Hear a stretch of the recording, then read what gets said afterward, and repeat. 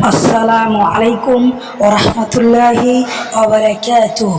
প্রিয় দিনদার ইমানদার ভাই ও বোনেরা, আজকের আলোচনা যে কোনো ভালো কাজ পূর্ণ হওয়ার দোয়া।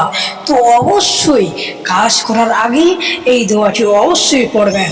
বন্ধুরা আমার, চলুন আমার চ্যানেলে নতুন হলে চ্যানেলটিকে সাবস্ক্রাইব করে পাশে থাকবেন, লাইক ও কমেন্ট করতে ভুলবেন না।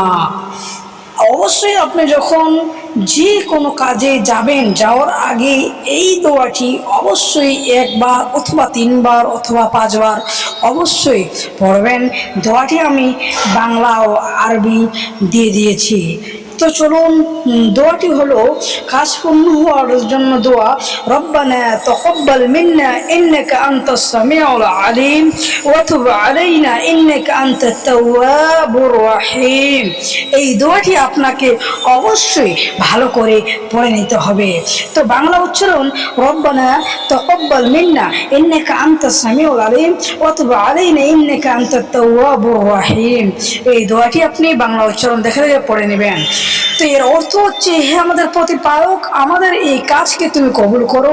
নিশ্চয়ই তুমি সর্বশ্রোতা সর্বজাত এবং আমাদের প্রতি ক্ষমাশীল হও। তুমি তো অনন্ত ক্ষমাশীল, পরম দয়ালু। সূরা বাকারা